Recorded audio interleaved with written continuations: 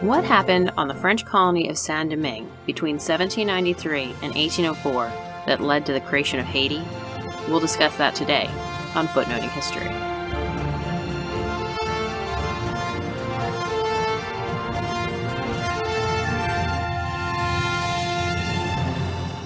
Hello and welcome to Footnoting History. This is Elizabeth, and in this episode we are covering part 2 of the Haitian Revolution. Largely the years 1794 to 1804, though we are going to have to backtrack into 1793 just a little bit. Within these years, we can define 3 periods. First, until 1796, though there was the abolition of slavery, how that was to play out was not yet known. Then, from 1796 to 1801, Saint-Domingue was led with the permission of the French government by Toussaint Louverture. In 1802, however, Louverture was arrested by the French authorities, and a new leader of the formerly enslaved arose to fight the French forces. Until finally, by 1804, the inhabitants of Saint-Domingue defeated the French forces, and it is from there that the country of Haiti was founded.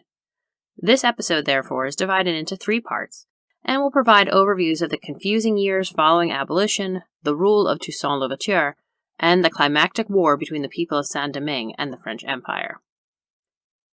First, then, we return to those hazy and heady early days following abolition. When last we met, meaning in my previous episode on the Haitian Revolution, it was August 1793, and the enslaved peoples of Saint-Domingue had been emancipated by the Second Civil Commissioners, French revolutionaries named Sontenax and Poverel, who had been sent by the National Convention, the French legislature, to calm the insurrection on Saint-Domingue, and, by all means, preserve slavery.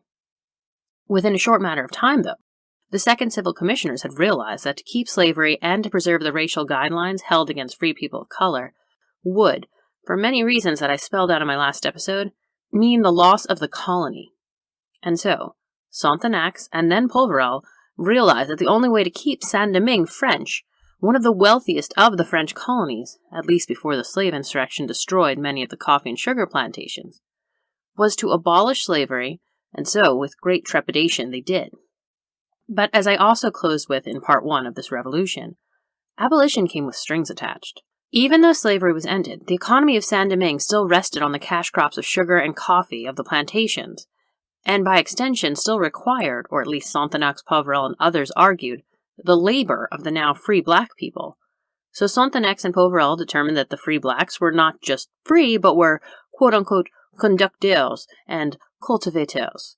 With these new identifying terms, the commissioners hoped that the free black people would return to the plantations, and, in exchange for their work, they would receive some of the profits from the plantations. They would be co-owners. An interesting side note is that many free black women opposed this arrangement because their shares were only to be 2/3 of what the free black men earned, because, as the commissioners explained, women were just naturally inferior to men. Ouch. Okay, returning. The commissioners' plan, however, and perhaps not unsurprisingly, was a failure, and was made even more difficult when the British, to the acclaim of the white planters, landed in Saint-Domingue, and Sontenax and Poverel were ordered to return to France.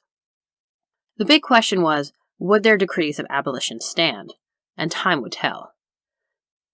Many of the free blacks and the free men of color sided with the British and Spanish because they could not be certain that France would protect their newfound equality.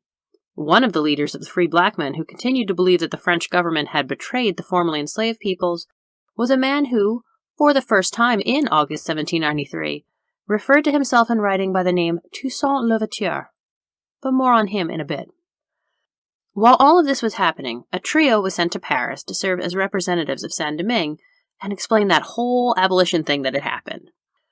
This trio, white colonist Louis Dufay, the free black army officer Jean-Baptiste Bellet, and free man of color Jean-Baptiste Mille, arrived in Paris in February 1794, and on February 4th, Dufay, the white colonist, gave a speech at the National Convention in support of abolition. It was some speech, and it did the trick. The representatives of the National Convention agreed, quote, "Slavery of the blacks is abolished in all of the colonies. Consequently, it decrees that all men living in the colonies without distinction of color are French citizens and enjoy all the rights guaranteed by the Constitution," end quote. This sweeping proclamation not only abolished slavery throughout the colonies, but also gave political equality to the men of color and the free black men. Ballet and Mille, who had accompanied Dufay to the National Convention, were immediately seated and became representatives of the legislative body. But not only that, for our footnoting history fans who listened to Christine and my episode on Notre Dame, remember how the cathedral was turned into the Temple of Reason during the Revolution? Well, they held a large public festival there to celebrate abolition and the equality of all men. That's right, everything ties together. On the island, however, the proclamation seemed to change little for the formerly enslaved persons, at least practically speaking. The newly freed people were still required to live and work on the plantations, a position they continued to find untenable. Like many, the freed peoples wanted their own land. Even under slavery, one of the demands of the enslaved people was to have a plot of land and a day off to cultivate it. Now that they had freedom, there was no desire to continue to toil for another, even if they received some of the proceeds. And in case you thought abolition meant that the insurrection was over and that all formerly enslaved people were united under the French flag, you'd be wrong. There was an international conflict happening, and many of the formerly enslaved were still fighting with the Spanish and British to defeat the French. In the spring of 1794, however, one of the military leaders of the slave insurrection left the Spanish side and joined the French. His name was Toussaint Louverture, and from here until 1801, he guides the revolution. And now would be a good moment to pause and explain more about Toussaint Louverture, who has even been called the quote-unquote Black Napoleon. Born in 1743 on Saint-Domingue, Toussaint Louverture's birth name was Toussaint Breda. The legend surrounding Louverture was that he was the son of an African prince who had been captured and sold into slavery in Africa. We don't know definitively if his father was a prince, but we do know that his father was enslaved in the kingdom of Dahomey in West Africa, and there he was a military leader. By Louverture's 30s, he was free, but still worked for his former owner. He was a coachman, which was considered a high-ranking position, and he had married and had 2 sons. Although even until the Revolution, his wife and children were recorded as enslaved. For a time, he even owned and farmed a small area of land and owned enslaved peoples himself. In 1791, he was 48 years old. He joined the slave revolt, but made sure that first his wife and sons were safe, and also that his former owner and his wife were off the island. Even though Louverture had been free for more than half his life, and he himself had owned and used the labor of enslaved people, he found common cause with the enslaved people who had risen up, not the free men of color. By June 1793, Louverture was the 3rd most important black general on Saint-Domingue. As I said in Part 1, most of what we know about the Haitian Revolution is from the white European perspective, but in this aspect, Louverture differed. Much of what we know about Louverture from the 1790s is from his own letters, and even the memoir or account he wrote himself while imprisoned in France on Napoleon's orders. And what these letters reveal is that not only was Toussaint Louverture a masterful military strategist, but he was a brilliant politician. In many ways, he strove to curate his own image, and it's a masterful display of understanding how to strike the right chord between deference and strength when writing to his superiors. When Louverture, for example, switched over from the Spanish to the French, he immediately adopted the rhetoric of the French Republic.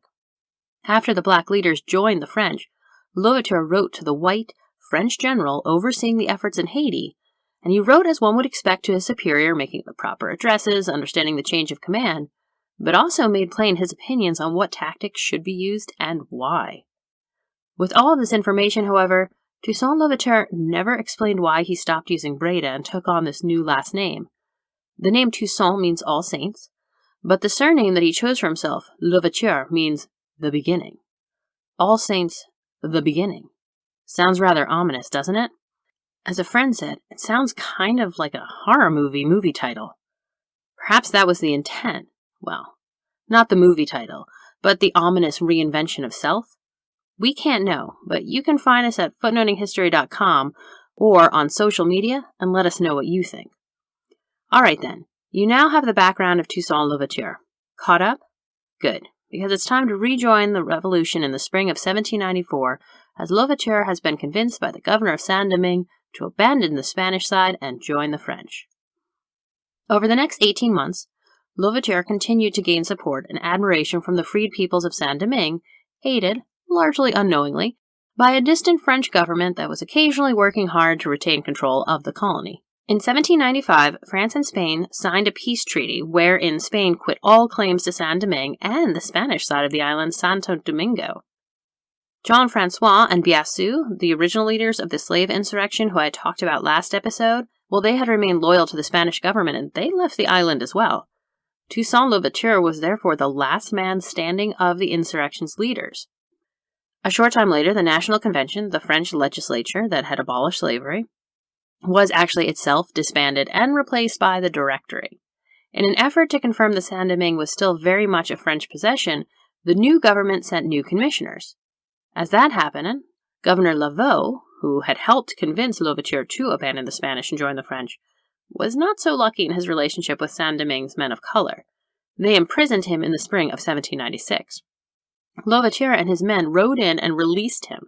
Laveau proclaimed Louverture Lieutenant General of the government of Saint-Domingue, and by the way, try to say that like 7 times fast because that one took a lot of recordings. So anyway, Louverture is now the Lieutenant General of the government of Saint-Domingue, and by October 1796, he has risen to Commander-in-Chief of the army on Saint-Domingue. Over the next few years, Laveau and Sonthonax, Louverture's rivals for political power in the colony, returned to France at Louverture's urging. They go, Louverture told them, to denounce the claims that the white planters from Saint-Domingue were making in France. But when they go, they also left Louverture the most powerful man in Saint-Domingue, and then the French government begins to worry. So we've therefore entered our second period of the episode, 1796 to 1801. For the next 5 years, Louverture, with the grudging permission of the French government, ruled Saint-Domingue. While peace treaties had been signed with the Spanish in the mid-1790s, the British still inhabited portions of the colony. Louverture and the French army slowly drove them out until, in 1798, the British surrendered and negotiated an incredibly generous peace agreement with Louverture. But Louverture had reason to feel magnanimous. As he negotiated the treaty, he was also negotiating secret alliances with the British and the American governments. For this episode, we're going to focus on the American alliance. During the slave insurrection of the early 1790s, part 1 basically of this series, the United States government was nervous. After all, the U.S. was a slave-holding nation. The President, George Washington, owned enslaved people. Until the Civil War, the mention of the Haitian Revolution would strike fear into all American slave owners. During the early 1790s, therefore, the U.S. government sided with whatever forces in Saint-Domingue were opposed to abolition. However, for a brief period in the late 1790s, during the presidency of John Adams, a Northerner who did not own enslaved peoples, an alliance arose between the U.S. government and the government of Saint-Domingue led by Louverture. Between 1798 and 1800, the U.S. government was involved in what was known as the Quasi-War with France. This undeclared war was, like much else, a byproduct of the French Revolution, but it left an opening for Louverture to secretly reach out to the U.S. government, and it worked. As Jeremy Popkin explains in his book included in our further reading, Saint-Domingue had never produced enough food for all of its inhabitants. Its goal was cash crops. It had to import food. Good trade relations with the U.S., therefore, were necessary. This alliance was so successful that a liaison for the U.S. government was sent to Haiti, and the U.S. helped and supported Louverture in 1799 through the summer of 1800 as he focused on consolidating his power by defeating André Rigaud, the military leader of the free men of color, who still controlled much of southern Saint-Domingue. During this war with André Rigaud, in a stirring speech, Louverture called back to the portrayal of the quote-unquote Swiss, a story I covered in part 1 of the Haitian Revolution, in which enslaved men who fought for the free men of color were subsequently abandoned by the free men of color and ultimately murdered by white people. However, with the election of 1800, in which Thomas Jefferson, a Southerner, a slave owner, and a fan of the French, became president, U.S. foreign policy shifted from one of support to, as Laurent Dubois wrote in Avengers of the New World, containment. It was all right in the long term, at least for Jefferson. His support of the French attempts of 1802 to oust Louverture eventually led to Napoleon's need to sell the Louisiana Territory for ready money. But we aren't there yet. In August of 1800, after Rigaud's defeat and before Jefferson's election, Louverture was named the supreme commander of Saint-Domingue. He had 20,000 troops under him, and his rule has been described as a military dictatorship. Many of these troops had served since the early 1790s. It's been alleged that half of the adult black men on Saint-Domingue were in military service for the majority of this decade. What Saint-Domingue needed, Louverture believed, was money. Remember, it's the same thing that Frontenac also was striving towards. And remember those quote-unquote strings attached that came with abolition that I explained at the top of this episode? Well, more than half a decade later, Louverture tried to bring back these work codes that tied the formerly enslaved people to the plantations. The formerly enslaved saw this as an attempt to bring back slavery, albeit under a different name. In his memoir, or the account he later wrote, Louverture defended this decision on the fact that Saint-Domingue's economy needed to be repaired. Louverture at this time also extended olive branches to many of the white planters who had fled for the U.S., France, or even joined the British forces, and he invited them back to the island with promises of the government giving up any claims to their land, which the government did too, but the free black men and the free men of color working and tending the land, well, they had other thoughts. Again, though, at this stage, events in France impact Saint-Domingue. In 1799, Napoleon Bonaparte overthrew the French government and created a new constitution. This one devoid of any mention of the basic rights included in the other constitutions written during the course of the French Revolution.